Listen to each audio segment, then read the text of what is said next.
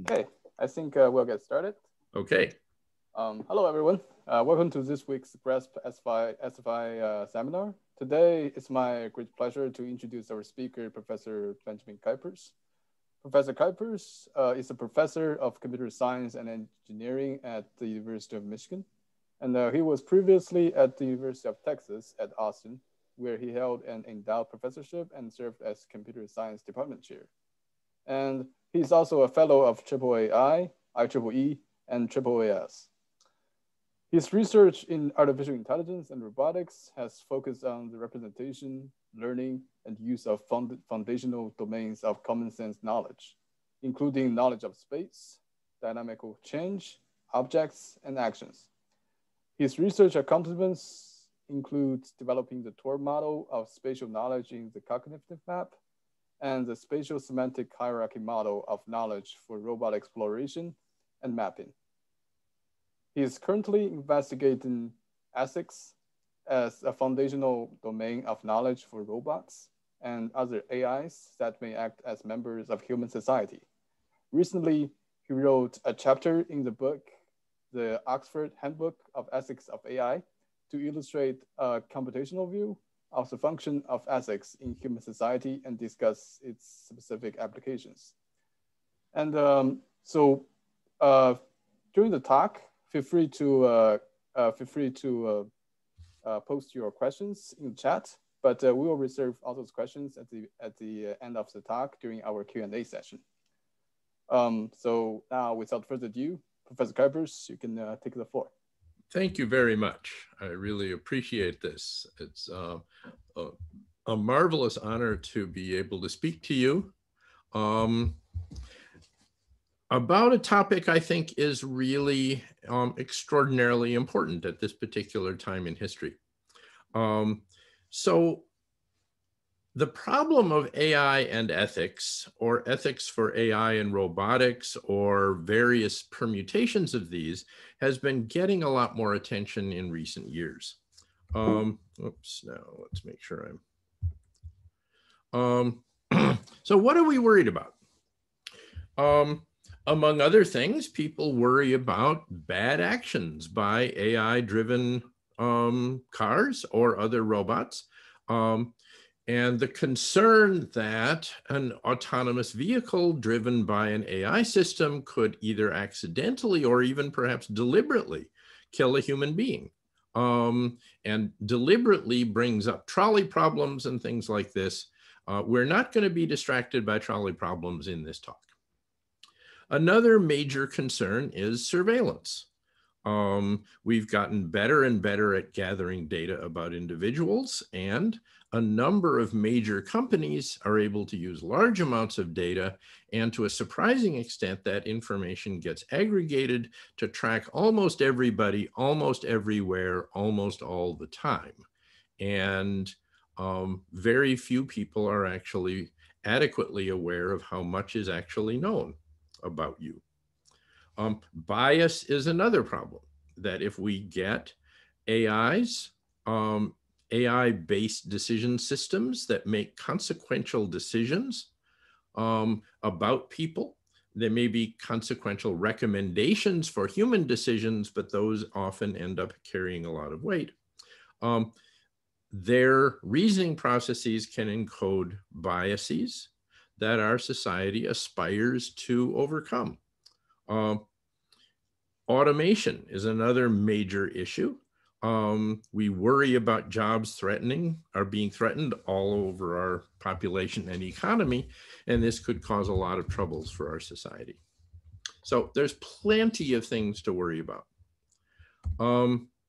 My claim is that actually the stakes are even higher than this. I think that we are facing a threat that may even be considered an existential threat to our society. And so what I'm planning to talk about today is, first, the fact that cooperation is structurally essential to the viability of our society, and that the process by which this works is cooperation produces positive sum interactions that produces more resources for the society, and those resources are necessary. Cooperation necessarily involves vulnerability to one's partners, and therefore it requires trust for those partners. The problems that I just looked at in the previous slide and a number of others have a tendency to undercut trust in the other members and the institutions of our society. When we have less trust, we get less cooperation, we get less resources, and therefore the society that we participate in has less ability to repel various threats and pursue the various opportunities that are around. Now, in order to see that this is going on, we actually need to take an evolutionary perspective. So I'm going to be going at quite a high level here, but I'm going to go through a very simple thought experiment. So let's ask a question. Why does pain hurt? This is going to be slightly relevant to a utilitarian point of view on ethics, but pain is clearly something that hurts and you want to avoid it.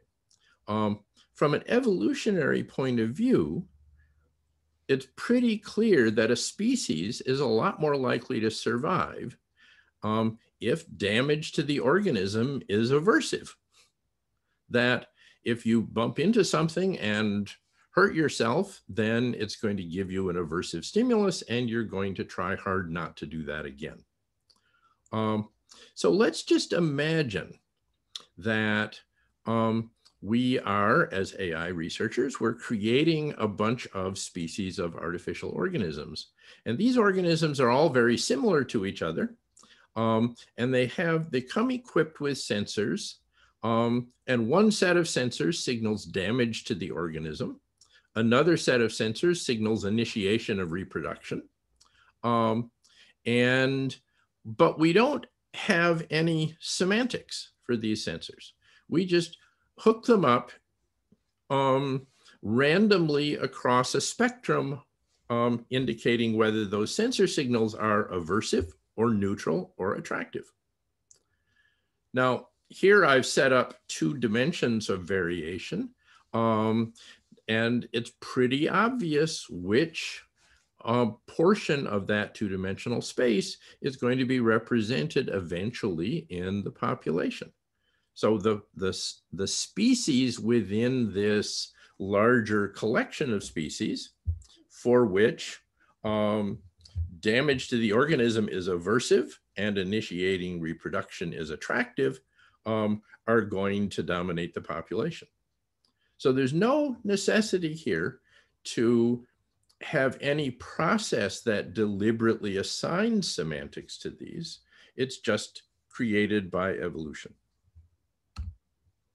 Now, Darwin was pretty clear too that the social virtues would be enormously important for the success of a society. So this is him from The Descent of Man. When 2 tribes of primeval man living in the same country come into competition, if other circumstances being equal, the one tribe included a great number of courageous, sympathetic, and faithful members who were always ready to warn each other of danger, to aid and defend each other. This tribe would succeed better and conquer the other. A tribe in the above qualities would spread and be victorious, but in turn, it would be overcome by some other tribe still more highly endowed. Now, Darwin didn't know about genetics at that time, but he invented one of the great intellectual contributions of the last several centuries. And this is an important part of the creation of the human race. So I want to look for a minute at the work of Michael Tomasello. He and his colleagues study human evolution, but they also study primate cognition and developmental psychology. So they're looking at young children as well. And the basic question that they're approaching is, what makes humans special? And they and a bunch of others really seem to have converged on the notion that humans, Homo sapiens, is a hyper-cooperative species, and that a large contribution to the success of humans evolutionarily is the fact that we are enormously capable of cooperation with each other. So one really exciting study that they did, reported in that recent volume, but the study was from 2007, is they used a number of tests that they could get in similar forms for great apes, chimpanzees, and orangutans, and could it be applied to 2.5-year-old children. And what they discovered, as we see on the left side here, that when asking questions about the physical world, questions about space, quantity, and causality, that young children and great apes functioned at about the same level. They performed really quite similarly. But when looking in the social domain, social learning, communication, theory of mind, 2.5-year-old children were substantially better than the great apes. And of course, this difference grows with age. A key concept that Tomasello uses is intentionality. And that's a word that's used in a number of different senses in a number of different places. But here it's basically knowledge of the beliefs, goals, and plans of agents.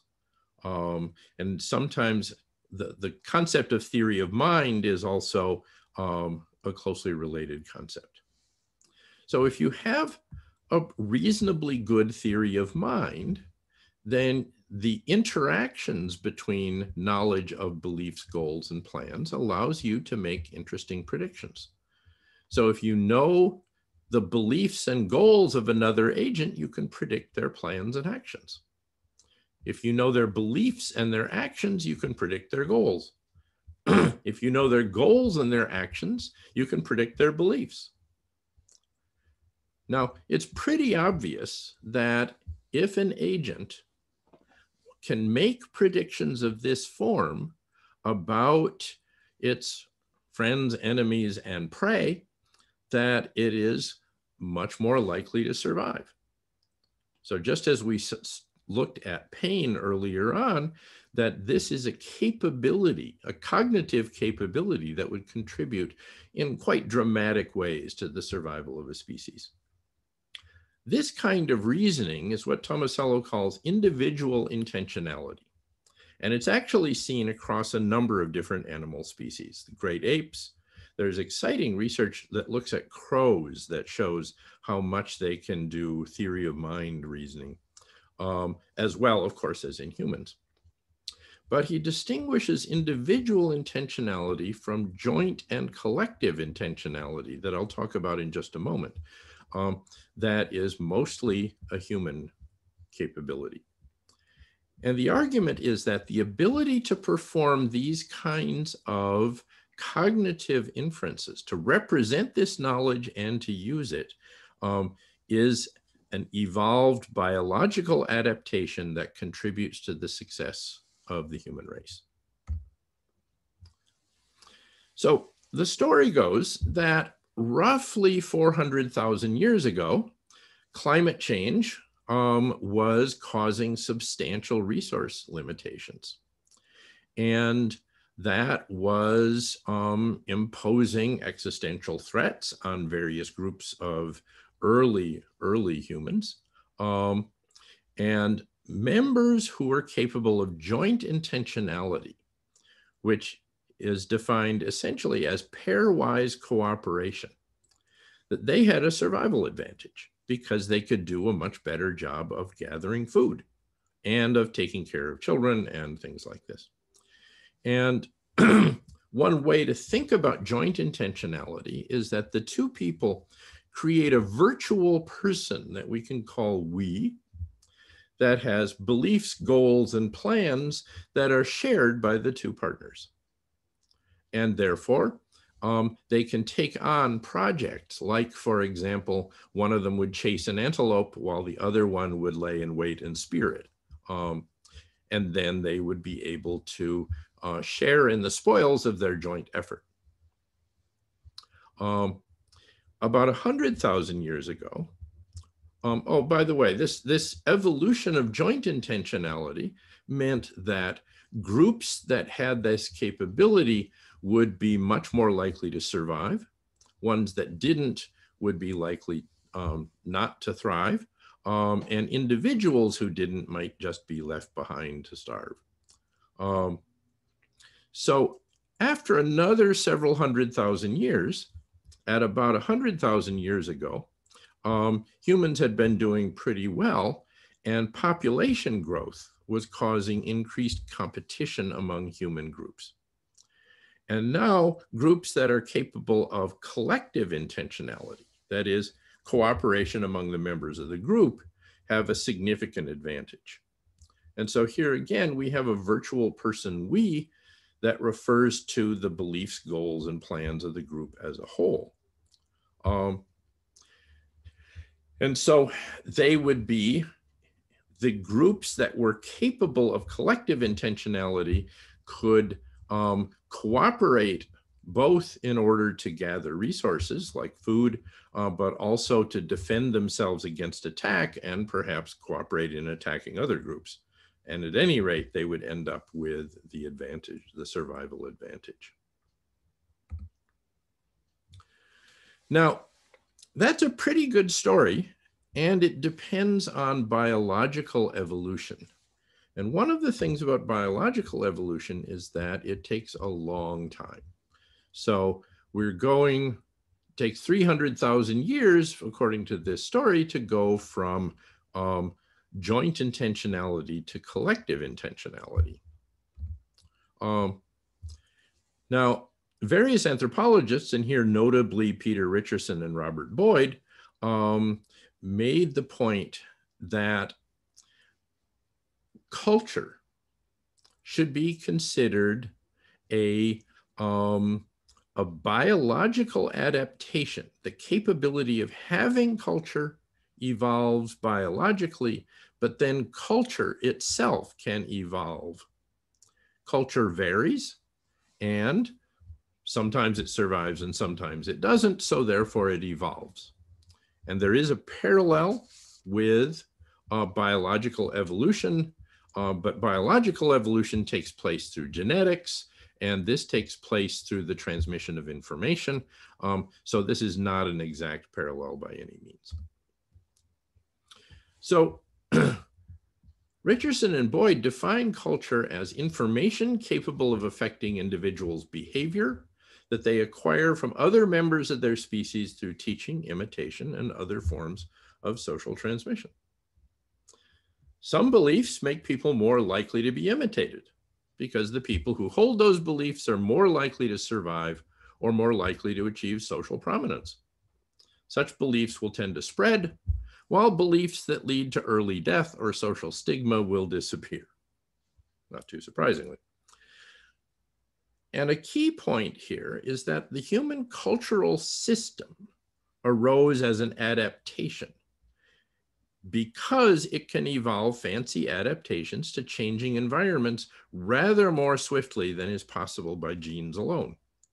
Culture would never have evolved unless it could do things that genes cannot. So some of the cultural knowledge that's accumulated is essentially know-how. And so anybody who's been to a museum sees early knives, arrowheads, sometimes nets and boats, baskets, pots, and so forth. But it's also knowing how and what to cook.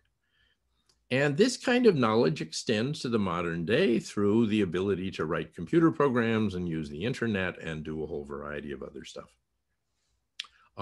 So technology, whether it's knives and arrowheads or the internet, is an important part of the evolving knowledge base of culture.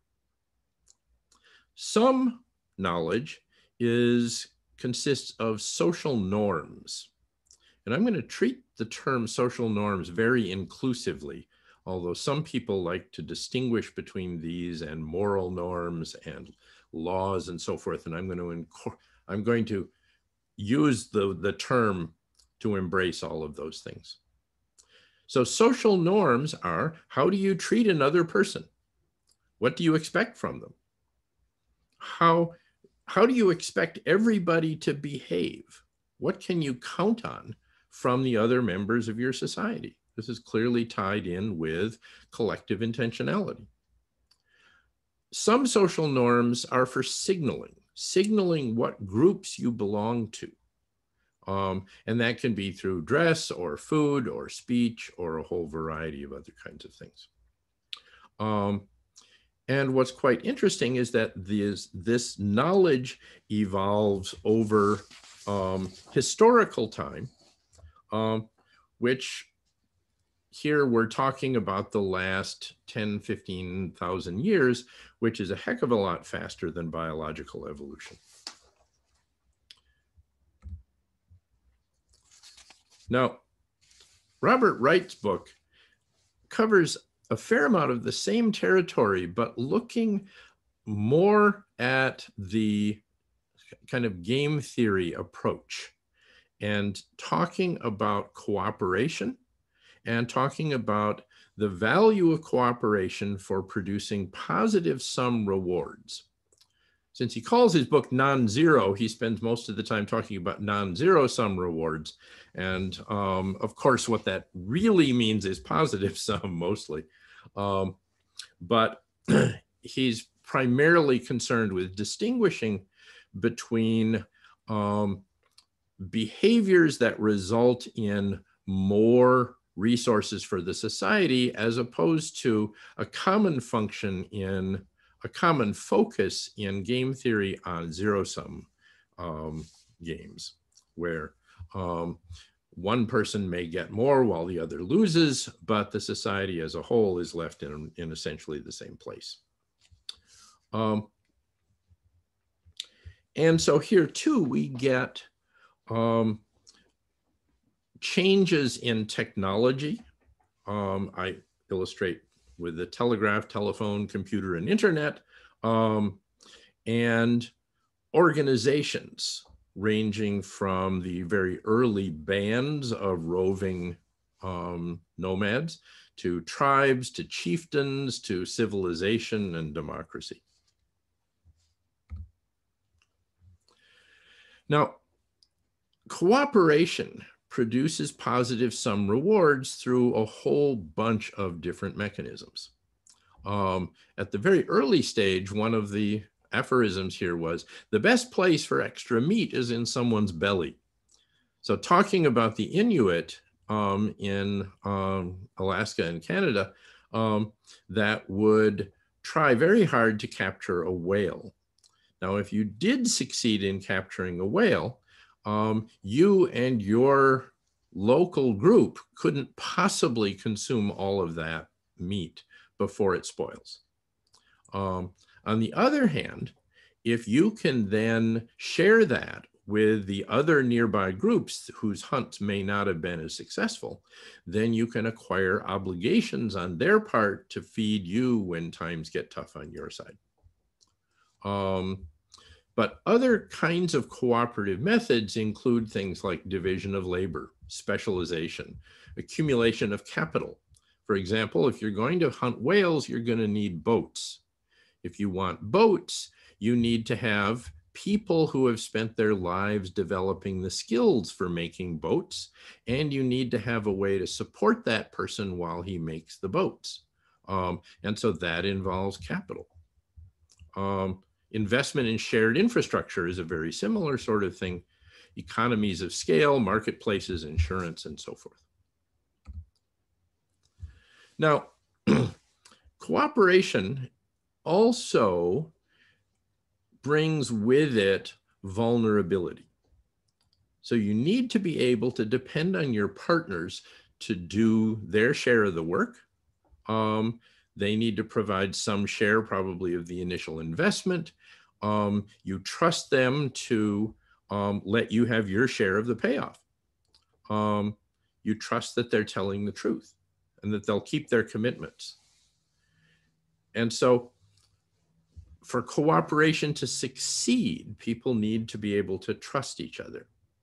Now, there's a gigantic literature on trust, and finding definitions is somewhat of a trick. This is one of my favorites. Trust is a psychological state comprising the intention to accept vulnerability based on positive expectations of the intentions or behavior of another. And so being able to trust, to say, I will accept vulnerability, believing that it will not be exploited, is a critical bit. So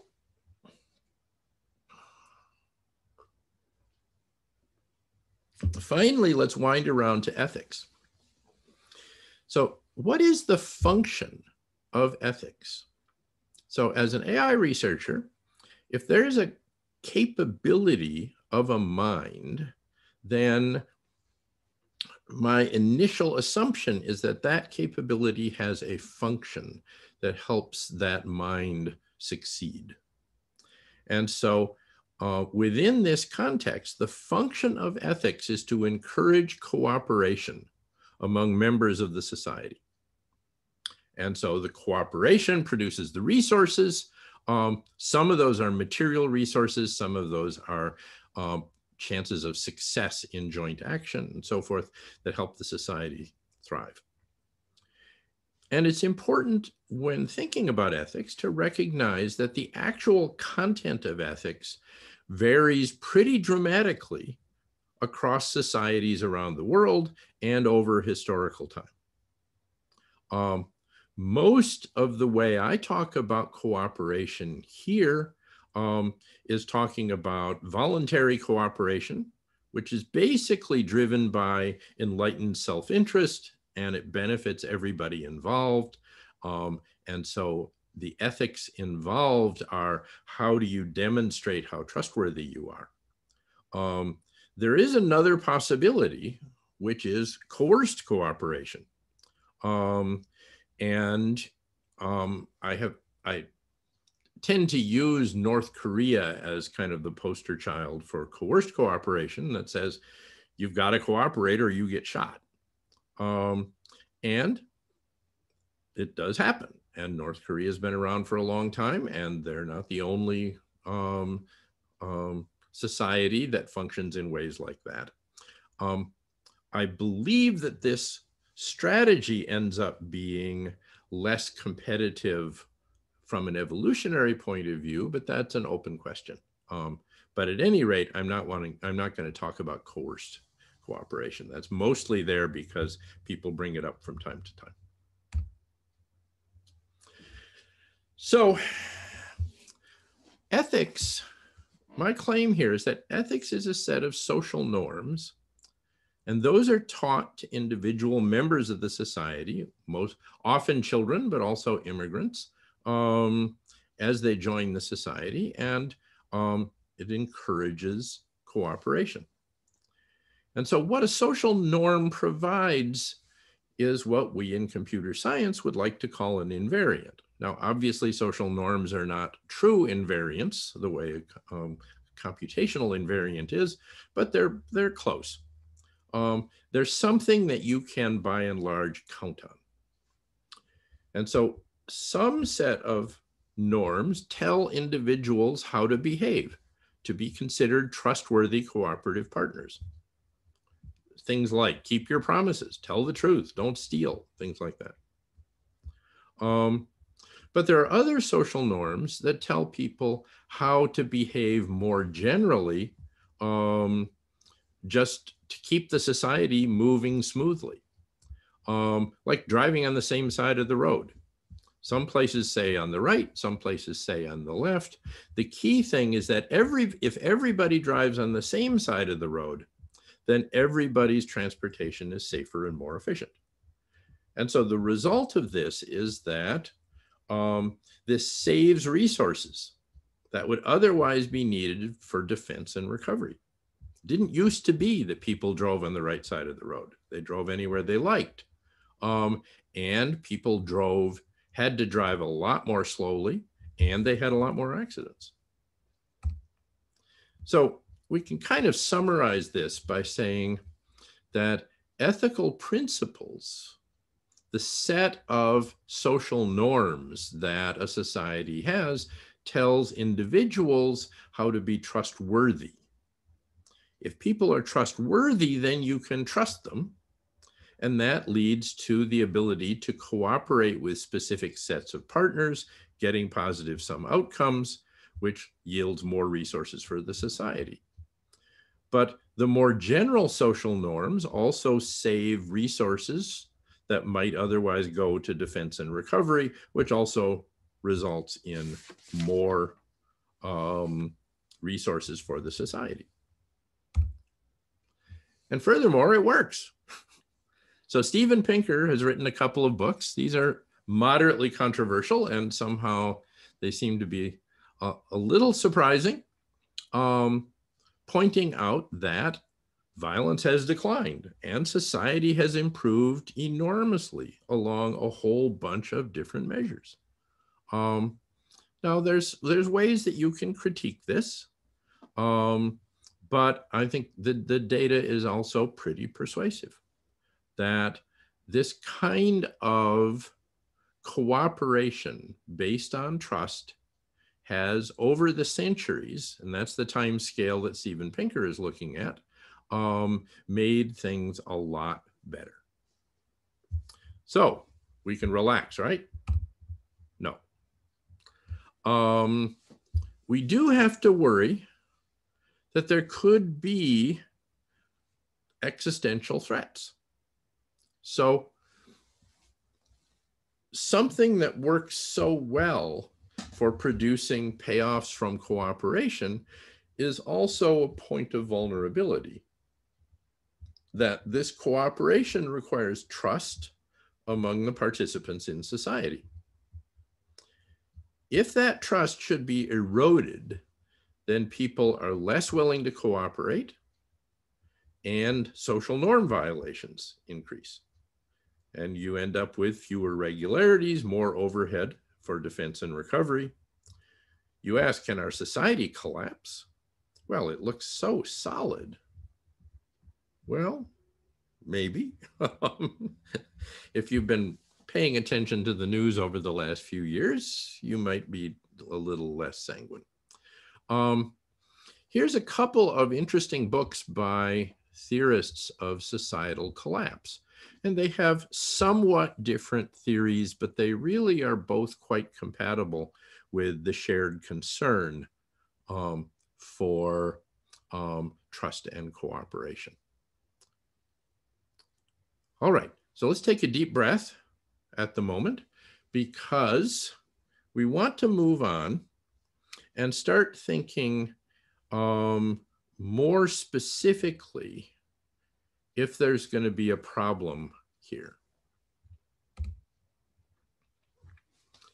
Now,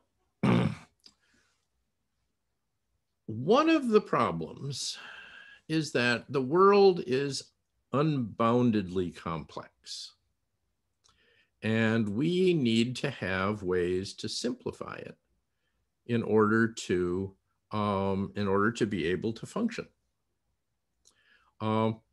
And over historical time, various things that were considered unknown unknowns, things that people weren't thinking about, they were outside their viewpoint, would all of a sudden turn into something serious and cause major problems. So I'm sure everybody's familiar with many of these. Many centuries ago, surgeons would go from one patient to another, and they wouldn't bother to wash their hands or change their coats, and lots of patients died. Now, this wasn't a big surprise because lots of patients died anyway, and they didn't know anything about microorganisms. long ago, this may is a possibly apocryphal story, but in ancient Rome, the high nobility would eat off of gold dishes. Most of the rest of the people couldn't afford gold dishes, but they found another metal that was almost as good because it was heavy like gold and soft like gold. It just wasn't yellow like gold, it was gray. The problem is that it was lead. And nowadays we know about lead poisoning. Arguably at the time they didn't. And so some number of years later, Rome, which had been able for centuries to repel its attackers, lost that ability and fell.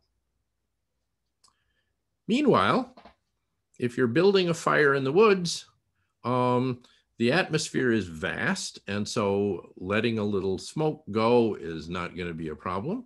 Maybe even if you build a factory to do something. But things have scaled up, and now centuries after one concluded this wouldn't make a difference, it now does make a big difference, and we're facing climate change. So where do unknown unknowns come from? Well, if we want to deal with the world, we need to have models. And so as scientists and engineers, we build models, but people in common sense also build models. Small sets of variables and constraints that allow efficient inference and prediction. With a good model, like using a paper map to find your way around, you can make a plan, carry it out in the world, and the plan does what you expect it to do. It's got explicit variables, and we can call those the known unknowns. Some of those are the inputs that you need to provide to use the model. Some of those are the outputs that the model computes. But in fact, every model leaves out almost everything. And we'll call those the unknown unknowns. Those are the factors that are invisible to the model. Now, if your model is pretty good, then mostly those things, the unknown unknowns, are genuinely negligible. You can neglect them. But every now and then, they do turn out to be deadly threats. And so we have a problem. Now, models are necessary for reasoning, both for people and for AIs. Why are they worse for AIs? Are they worse for AIs? Now, at the current state of the world, I believe, yes, they are. And that's because at the current state of the world, artificially intelligent creatures, artificially intelligent minds are relatively simple. Human minds are far more complex. We maintain multiple models of the world and are constantly evaluating them. And we have ways that we can say a certain model is not adequate and replace it with another one. Nobody's flawless at this, but it actually works reasonably well. The difficulty is that when people implement AI decision systems, they're typically implemented with one or maybe a few alternate models that are compared with each other. Designers make assumptions based on their best judgment. Machine learning uses whatever training sets are available. Often the initial models include unmeasurable quantities that get replaced by measurable proxies, which may not be identical. And typically, if the model fails, the AI doesn't even notice. People who design AI inference systems don't actually think very hard about what happens when the model fails. And so it's not implemented to notice what its problem is. Now I want to look at a particular class of models that are potentially particularly hazardous. And that's game theory. So inspired by recreational games, we can model human interactions as moves in a game, trying to win. It's basically the fundamental principle is utility maximization. So each player chooses an action to maximize their own expected utility. What that means is if there are other players that are vulnerable, you should exploit it. You're maximizing your utility, not somebody else's. In many recreational games, this is perfectly appropriate. Now, the big question here is what actually is the utility measure for a particular model? And game theory has been used now for 60 some odd years, 60, 70 years. And it's a very powerful, very useful technology when it's used with a well-chosen utility measure that's appropriate to its setting. And the difficulty is that with a poorly chosen utility measure, game theory can give quite bad results. So let's look quickly at chess. Everybody knows the states and actions of chess. The utility measure is basically defined according to who gets a checkmate or if there's a draw. People often use piece count, but that's a heuristic approximation that makes it possible to simplify the search process. Well, but is that the right model? Suppose you're playing chess with your 6-year-old niece. This game theory model that I just described is actually seriously wrong and leads you to play in ways that are going to violate your actual preferences and utilities.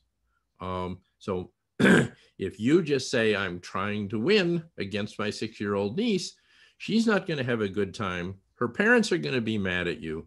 You're probably going to make her hate chess. And it's just a terrible situation. And you probably didn't want that. So if you were doing something like that, what is the correct game theory model? Well, it's complicated. The states and actions are going to have to reflect your niece's knowledge and joy in playing chess. The utility measure is going to have to reflect not just the progress in the individual chess game, but her progress in actually learning to play chess. Do we know how to build and use a model like that? So that's what it would take to use game theory to model that situation. And I think, as a person who has done AI for a very long time, that we don't know how to build and use models like that. Now, there are an awful lot of laboratory games that have also been used quite extensively in order to study these kinds of model failure. So the Prisoner's Dilemma, the Public Goods game, the Tragedy of the Commons, the Ultimatum game. And in earlier talks in earlier years, I went through these games in significant detail. But you're probably already quite familiar with them and you know how they come out. Each of those comes with an obvious utility measure. And if you play by utility maximization, with that obvious utility measure, you get poor results. And if you look at the game and just say, well, what would it take to do well here? All of those games would require trust and cooperation. And so if you actually run human experiments with those games, one of the things you discover is that some humans, most humans actually, trust and cooperate to a fair extent in these games, and they actually get pretty good results. Others, like economics and business majors, fourth-year economics and business majors, because you're mostly doing these studies with undergraduates, they have been taught how to maximize utility, which they do, and they get bad results. So they get worse results by following the game theory prescription in a mechanical way. So I think the important thing to remember is that game theory like a circular saw, is a valuable tool, but it can be dangerous when it's used wrong. And so utility maximization is a useful tool as long as you're in a setting where it's appropriate and you've got the right utility function. But in many settings, it's easy and tempting to use a bad one. And when you use a bad utility function, it exploits vulnerability, it destroys trust, it discourages cooperation, and it leaves our society without resources to meet various challenges. So, are we creating a threat? Well, here's this diagram that I used before. And if we engage in something that destroys trust, it starts destroying a bunch of other things, which leaves problems for the society. So the main point of this talk has been a picture of the dynamics of society and the role of cooperation, trust, and ethics in that. So survival of the society requires resources, which comes from cooperation, which depends on trust. We necessarily simplify our view of the world, and that necessarily leaves us blind to certain unknown unknowns. And there's a certain powerful tool which is widely popular among us and our friends, and that's utility maximization. But the difficulty is it's easy to get the utility measure wrong, which leads to exploitation of cooperative partners, which destroys trust. And we're seeing that loss of trust in a lot of places in our society. So one of the simple models, let's go back and think about economics and the marketplace. So Adam Smith says, it's not from the benevolence of the butcher, the brewer, whoops, let's see here, or the baker that we expect our dinner, but from their regard to their own self-interest. And of course, that story fell on fertile ground and is widely appreciated in many corners of our society. And it's basically saying that greed is good, that people trying to meet their own self-interest is going to help everyone's welfare. This tends not to recognize how much this process, the dynamics by which that works, depends on trust in the marketplace.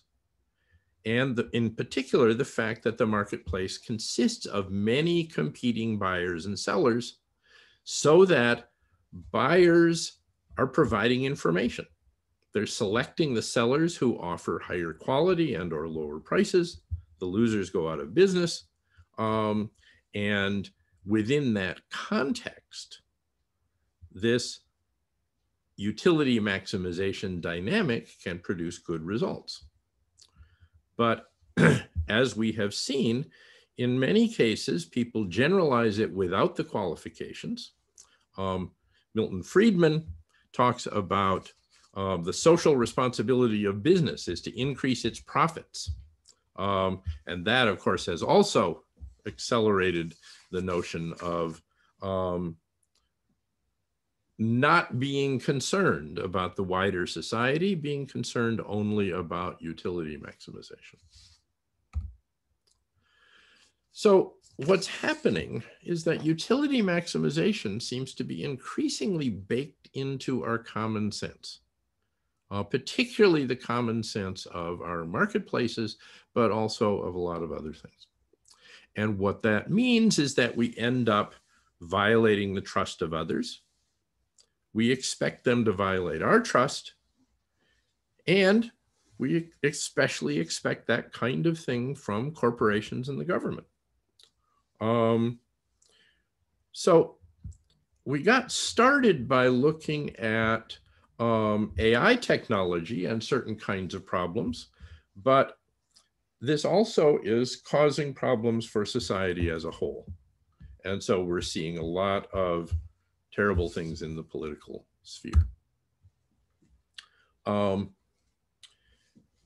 So I think we need to be thinking about the fact that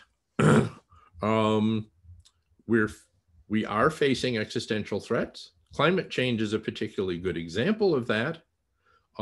Meeting that threat is going to require global cooperation, which is going to require national cooperation, and we've got a lot of divides. And if we're unable to cooperate, our society could actually fail. So let's see, I left an extraneous slide. So what should we do in AI? Who should we be able to trust? What should we trust about them? And we have a diverse society. We've got a deep history of division in society, and the evolutionary foundation of ethics, which we've sketched out, includes distinguishing between insiders and outsiders and treating them quite differently. What kinds of cooperation do we need? And we're facing threats. Technology is changing our world. And more tangibly, as an AI researcher, ethics is knowledge. That knowledge has to be represented, learned, and used somehow. And we need to figure out how. Thank you.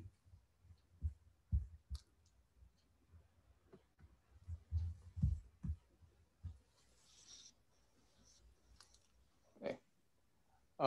Yeah, thank you, Professor Kuipers, for the talk.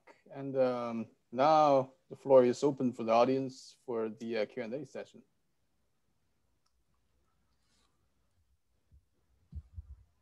So Ben, you spoke briefly about this problem of unknown unknowns. Yes. And you mentioned also that humans avoid this by having many different models. Right? Well, humans do not totally avoid it by any means. Right. And that also makes me connect all of this to the probabilistic notion of epistemic uncertainty, where people talk about these unknown unknowns through this language of epistemic uncertainty, which is basically stuff that we do not have the data to explain, as opposed to stochasticity in the underlying process itself. Right? So there's process uncertainty or aleatoric, and then epistemic is basically the stuff we don't know. Yes. And an example of something that people do to model this uncertainty is something like bagging, right? Where you just train a bunch of different models on different subsets of your data. And I wonder if there is kind of a technical approach that we could use based on modeling epistemic uncertainty better, that would to some extent alleviate some of these problems. That does seem like it would be an interesting direction to pursue. One of the questions, I'm not personally deeply familiar with the people who talk about epistemic uncertainty. So I don't know whether they are primarily talking within some particular framework. But often the problem is that people leave out a factor which is clearly important, but simply is not within the scope of their analytical tools. So I could go into more detail, but let me see if there's another question. Yeah. Ben, this is this is Costas. This is a very refreshing talk. Thank you for giving it. Thank you. I am wondering, in terms of textbook ethics, whether what you presented in terms of cooperation and pretty much solidarity in a group is more like a utilitarian approach, let's say Aristotelian, where the main axioms is not really the utility, but more like the virtue and purpose. Did Yes. you, is it something, is it like framed in some, is it really, did you intentionally take this stance to go to the utilitarian way? Now, I don't specifically identify this with utilitarianism, although I can see that it is, in some sense, an evolutionary perspective is necessarily a utilitarian one, but the utility function is survival of the society. And so without having an analytical way of predicting whether a particular action is going to result in the survival of society, then, I mean, it's not a useful framework for making predictions and deciding among actions.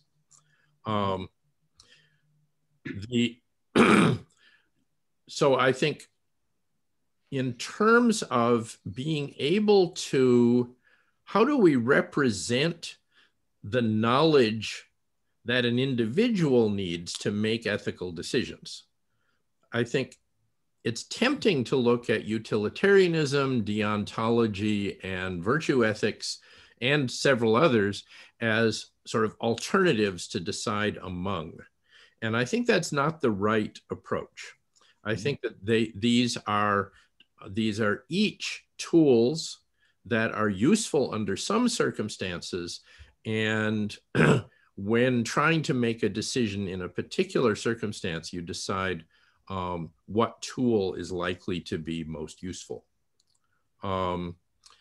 Many of you are probably familiar with the old children's poem about the blind men and the elephant, which I think is says something very important particularly when thinking about what school of thought for thinking about ethics is going to be relevant. So I think one could certainly ask, given a situation, does this situation lend itself to a utilitarian approach or to a virtue ethics approach or whatever? It's actually also worth pointing out that game theory is focused on the decision maker maximizing their own utility. Philosophical utilitarianism is focused on maximizing the utility of everyone objectively considered. Now, both of those have significant limitations.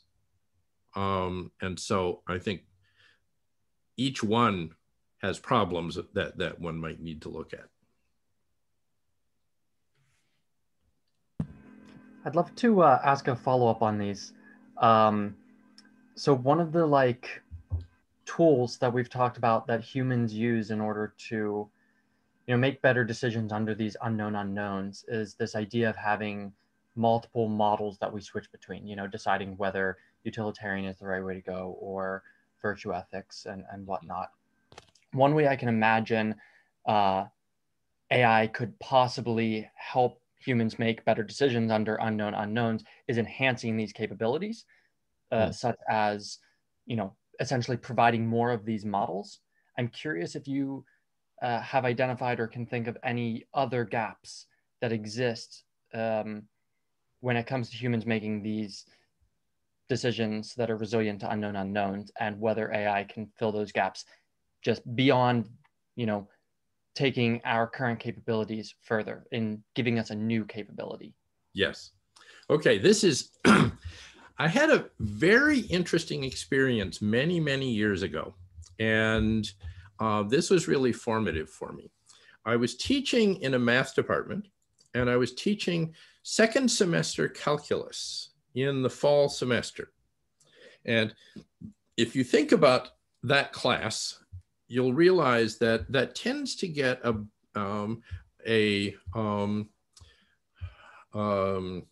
bimodal distribution of students. Some of them have gotten one semester of AP credit, and some of them have failed second semester calculus. So roughly speaking, I'm going to call them the STEM students and the humanists. And I was giving a lecture on related rates. So I put a problem on the board, and the problem goes in the following way. At a certain moment, two jets pass overhead. One of them is going 400 miles an hour north. The other is going 300 miles an hour east. 1 hour later, how far apart are they and how fast are they separating? Now, you've all solved half of this problem already by the time I finished pronouncing it.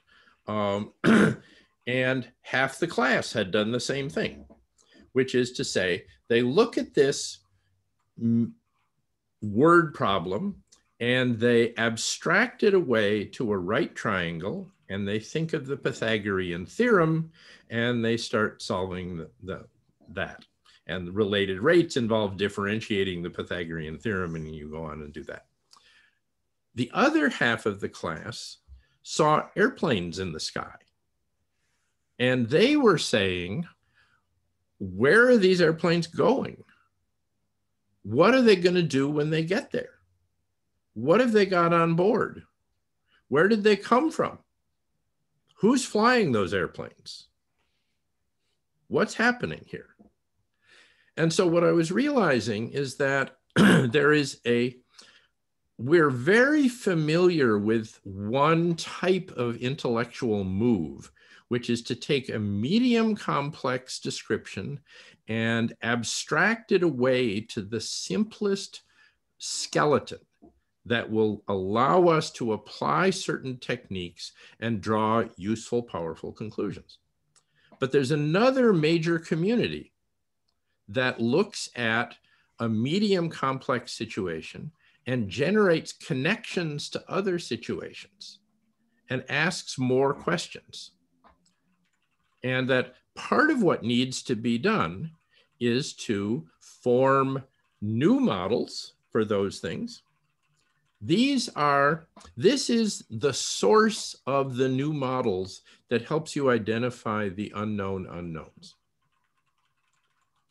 So I believe you get, it's very important to have those people out there who will take a framing of a problem and then ask the question, is there another framing that we should be looking at?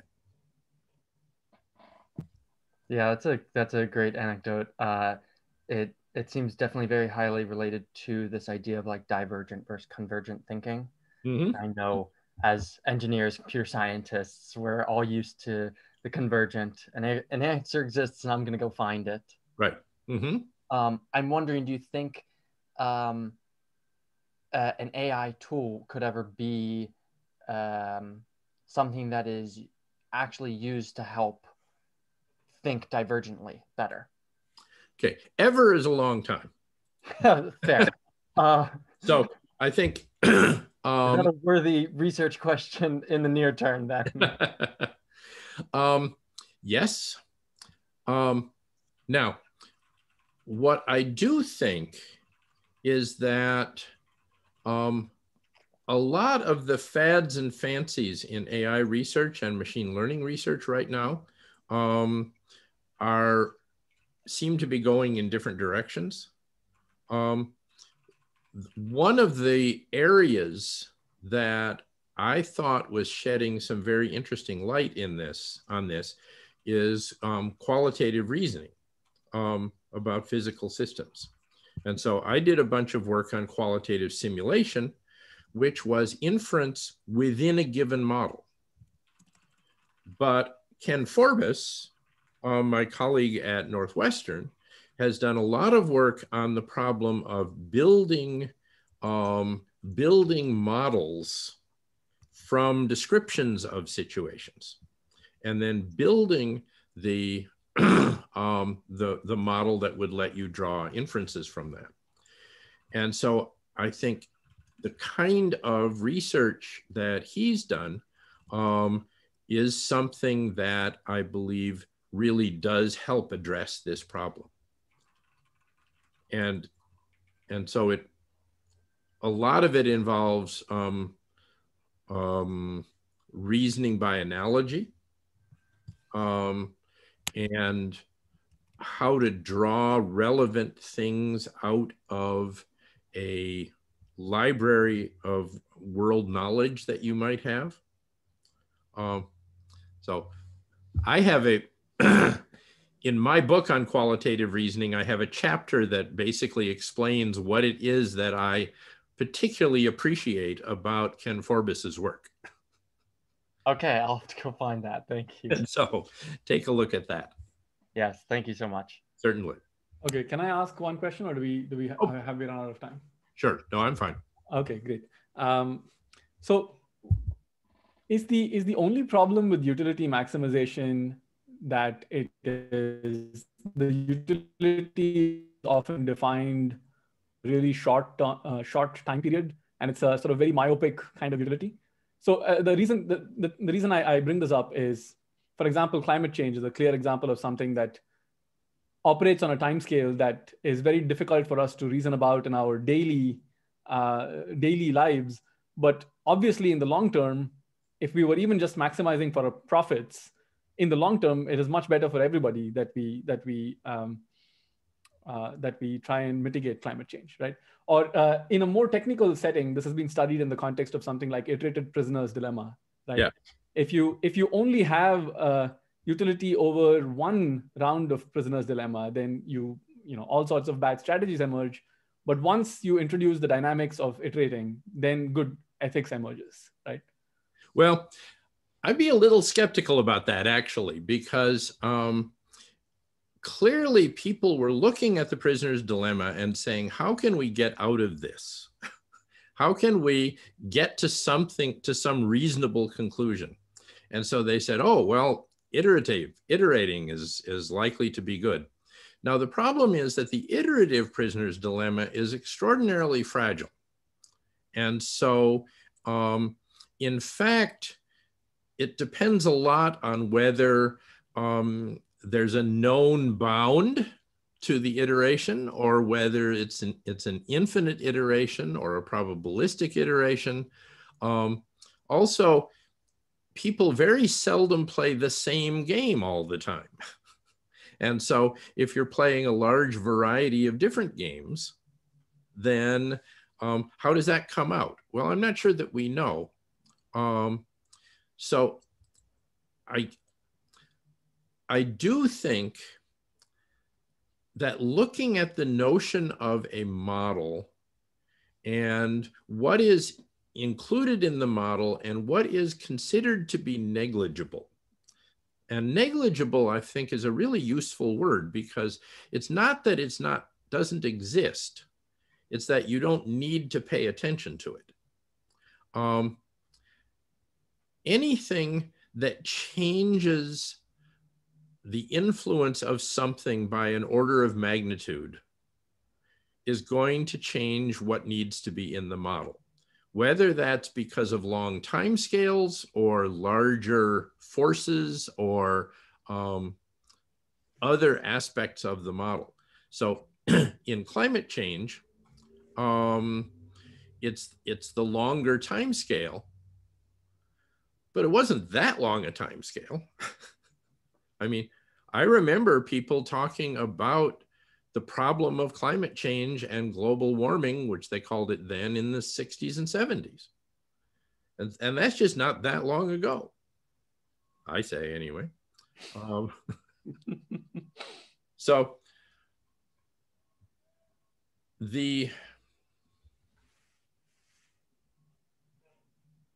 yeah. Right. So I think that there are a lot of situations where what we have to do is develop more methods for looking at models and saying, what assumptions have we made? And in particular, what are we leaving out of the model? Mm-hmm. And it's the things that we're leaving out that are the critical things that are going to bite us. Mm-hmm. All right. Thanks, Ben. You're very welcome. Okay. I think that's the end of our this week's seminar. And Okay. thanks again for Professor Kuipers. The talk is Well, really inspirational. thank you very much. It's really insightful. So cool. Yeah, thank you so much. And stay tuned for our next week's talk. And next week we have Somo Bensel from Waymo. And yeah, so Professor Kuipers, I'll talk to you later. Thank you. All right. Bye-bye, guys. See you guys.